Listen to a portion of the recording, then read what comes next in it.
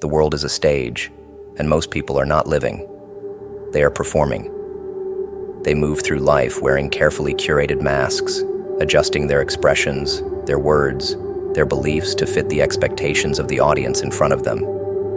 They have rehearsed their lines, perfected their personas, and mastered the art of deception, not to deceive others, but to deceive themselves. They are not who they claim to be. They are not driven by truth, but by approval. Their actions are not rooted in authenticity, but in the need to be perceived a certain way. They are not living life. They are acting through it. From the moment people step into society, they are given a script. They are taught what is acceptable to say, how to behave, what to pursue, and what to suppress. The world does not ask them to be real. It asks them to be acceptable. So they conform. They learn how to smile when they are unhappy, how to say what others want to hear instead of what they truly think, how to blend in rather than stand out. And after years of playing their assigned roles, they forget that they were ever anything else. The mask becomes their identity, and the real self, buried beneath layers of conditioning, lost in a sea of societal expectations. The tragedy is that most people never wake up. They move through life performing the version of themselves that the world applauds. They believe that if they check the right boxes, career, relationships, social status, they will find fulfillment. But deep inside, something feels off. A quiet discomfort, a sense of emptiness, a lingering feeling that they are living someone else's life instead of their own. They silence it with distractions, drown it in routine, convince themselves that this is just how life is. But the truth is, they are not alive. They are just existing. The reason people fear authenticity is because it comes with risk. To be real means to be seen, fully, deeply, without pretense. It means exposing the parts of yourself that do not fit the mold, the thoughts that challenge the norm, the desires that go against what is expected. And that level of vulnerability terrifies most. Because the moment they remove the mask, they risk rejection. They risk being cast out, ridiculed, misunderstood. And so, they choose safety over truth, illusion over reality. They continue playing their role, even when it suffocates them. But the cost of this performance is high. The longer they pretend, the more disconnected they become from who they truly are. They start to believe their own lies, forgetting what they once wanted, what they once believed in, who they once dreamed of becoming. They settle for shallow conversations, for relationships based on convenience rather than connection, for careers that bring them status but not purpose. And one day, they wake up and realize they have spent their entire life building a persona that does not even belong to them. The rarest people in the world are those who refuse to play along, the ones who reject the script, who carve their own path, who refuse to wear a mask just to make others comfortable. These people are often labeled as difficult, rebellious, outsiders, not because they are wrong, but because they threaten the illusion that everyone else is clinging to. They remind people of what they are avoiding, of the truth they have buried, of the fact that deep down, they are living a lie. And rather than face that discomfort, most will attack those who dare to be real. Because nothing is more threatening to a performer than someone who refuses to act. So how do you break free? How do you stop playing a role when the entire world demands that you stay in character? You start by asking yourself one brutal, unfiltered question. Who am I when no one is watching? When there is no audience to impress, no validation to seek, no expectations to meet? Who remains? What do you truly believe? What do you genuinely desire? What parts of yourself have you suppressed in order to be accepted? The moment you start answering those questions honestly, the mask begins to crack, and once it does, there is no going back. The cost of authenticity is high. You will lose people. You will be misunderstood. You will feel alone at times because the world is not kind to those who refuse to conform. But the reward is freedom. No more pretending. No more feeling like a stranger in your own life. No more sacrificing your soul just to fit into a world that was never designed for individuals to thrive. When you step out of the role you were given, you finally start living, not as a character, but as yourself. And while it may be the harder path, it is the one that leads to something real. Most will never choose this. Most will continue the performance until their final breath, never realizing that they had the power to walk away from the stage all along. But you have a choice. You don't have to be what they expect. You do not have to follow the script. The idea of a true, unshakable self is largely an illusion. Who you are, what you believe, how you behave, it is all shaped by forces outside of you. From the moment you are born, you are conditioned to play a role, to fit into a mold that was created long before you arrived.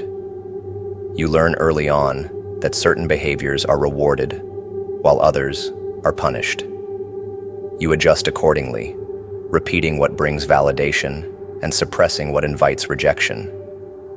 And over time, this conditioning becomes so seamless that you begin to mistake it for who you are.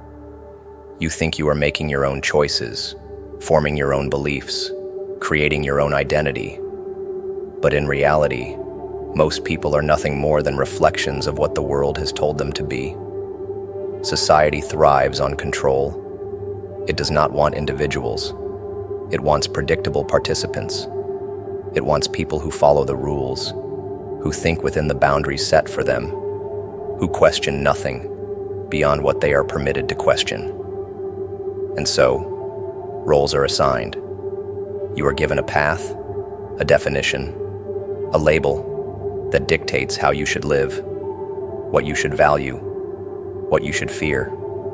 You are rewarded when you embrace it, and alienated when you stray from it. And the longer you conform, the more difficult it becomes to separate your true self from the character you have been playing all along. Repetition solidifies this illusion. The more you perform a role, the more automatic it becomes. You wake up each day and slip into the same thought patterns, the same behaviors, the same way of seeing the world. You respond to situations based on past conditioning rather than actual conscious thought.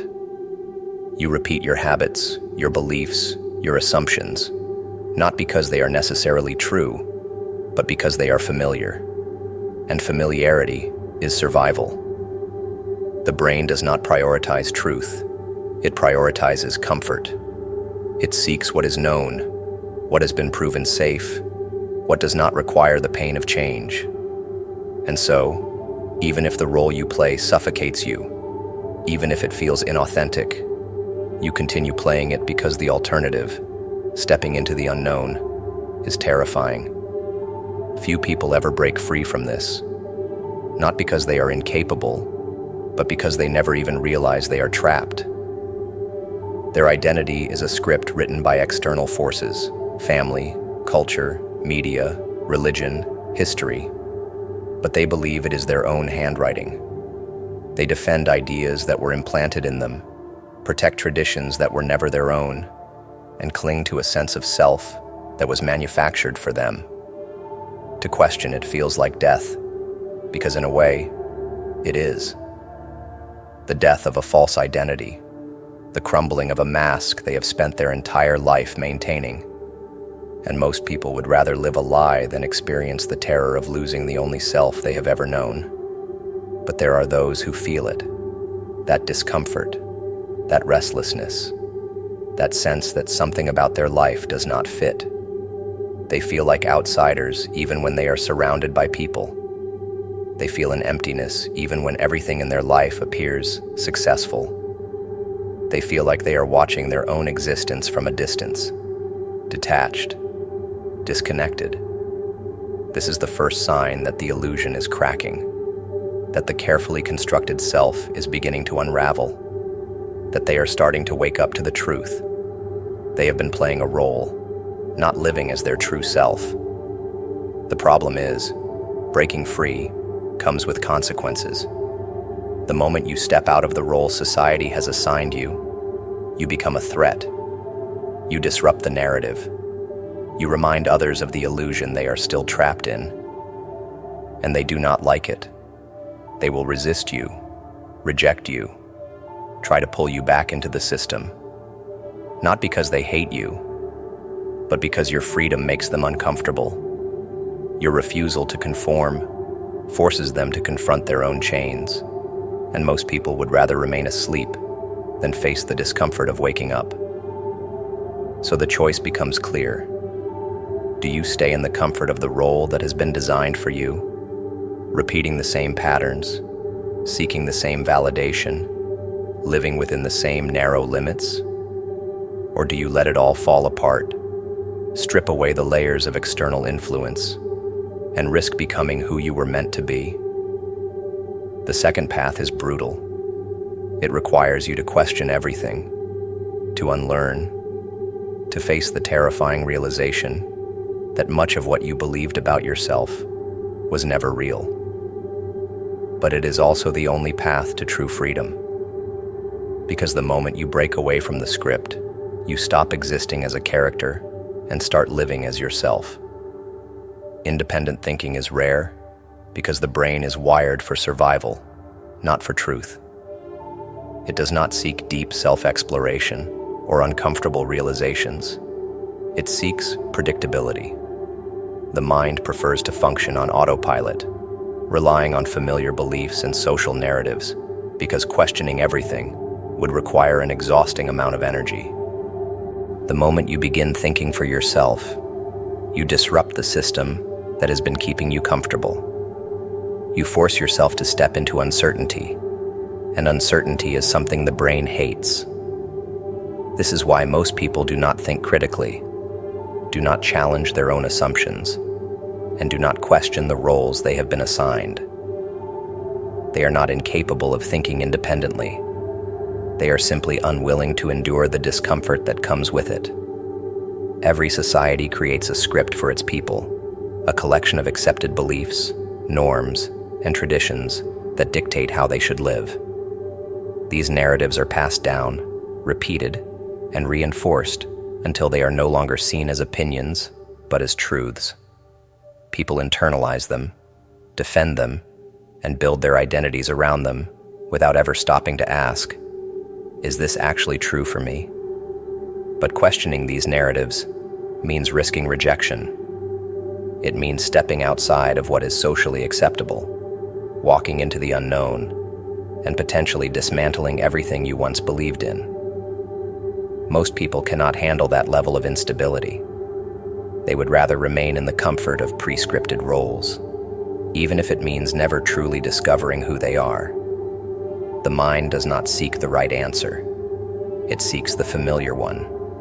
It clings to ideas that have been repeated enough times to feel true. This is why people hold on to traditions that no longer serve them, stay in belief systems they have never critically examined, and follow social expectations, even when they make no sense. The more a belief is reinforced by external sources, family, culture, religion, media, the harder it becomes to separate it from reality. This is how people end up playing roles that were never meant for them, trapped in lives that feel foreign, wearing masks they can never take off. Not because they consciously choose to, but because the alternative, breaking free and thinking for themselves, feels too overwhelming to even attempt. Independent thought comes with isolation. The moment you start questioning, you separate yourself from the crowd. You begin to see the illusions others are still trapped in. You recognize how much of life is performance, how people are not making choices. They are just following a script. And that realization is both powerful and terrifying. Because once you see it, you cannot unsee it. Once you realize that most people are simply repeating what they have been taught, you stop looking at society the same way. You stop seeking validation from people who have never thought for themselves. You stop expecting truth from those who are only capable of repeating what they have been told. But there is a reason people resist those who think independently. Someone who has broken free from the script threatens the stability of the collective illusion. The moment you start living outside the narrative, you force others to confront the fact that they are living inside it. And they do not want to. They do not want to acknowledge that their beliefs might be borrowed, that their identity might be constructed, that their way of life might not be the only way. It is much easier to call an independent thinker arrogant or difficult than to admit that their existence exposes an uncomfortable truth. Most people have never truly thought for themselves. This is why those who reject the script are often met with resistance. They are labeled as outcasts, troublemakers, radicals, not because they are wrong, but because they refuse to play along. They refuse to pretend that the emperor is wearing clothes when they see him standing naked. They refuse to nod along to the lies that everyone else accepts without question. And that kind of thinking? It is dangerous to a society that depends on blind conformity to function. It disrupts order, shakes the foundation, and creates a ripple effect that makes others uncomfortable. The world does not reward those who see the truth. It silences them. So why do so few people break free? Because questioning everything comes at a cost. When you strip away the beliefs that were given to you, you are left with nothing but yourself. And most people do not know who they are without their borrowed identities. They do not know how to function without the labels they have been assigned. They do not know how to live without the approval of the collective. So they stay. They continue to play their role, repeating their lines, pretending that their carefully constructed identity is real, because the alternative, stepping into the unknown, feels too terrifying to embrace. But the truth is, real freedom begins when you stop needing a script, when you stop playing a character and start existing as yourself. It is not easy. It will cost you comfort, acceptance, and the illusion of certainty. But what you gain in return is something that most people will never experience: authenticity. Deep down, people know. They may not say it out loud, they may not fully admit it to themselves, but they feel it. The disconnect, the hollow repetition of daily life, the vague sense that something is missing. They sense that the person they show to the world is not their true self, but a carefully curated version designed to meet expectations, to avoid discomfort, to blend in. They know that their opinions have been shaped by forces outside of them, that their desires have been influenced, that their behaviors are dictated by social scripts they never questioned. And yet, they continue the performance.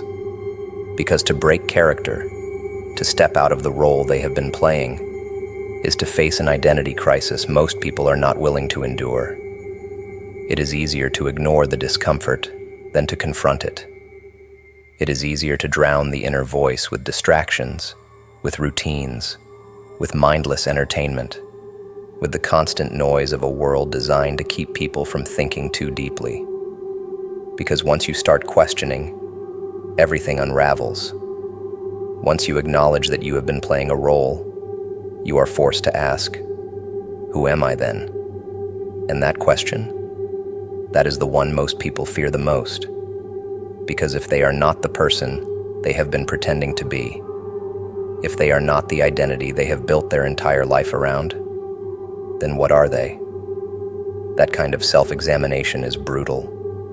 It requires dismantling everything that once felt stable.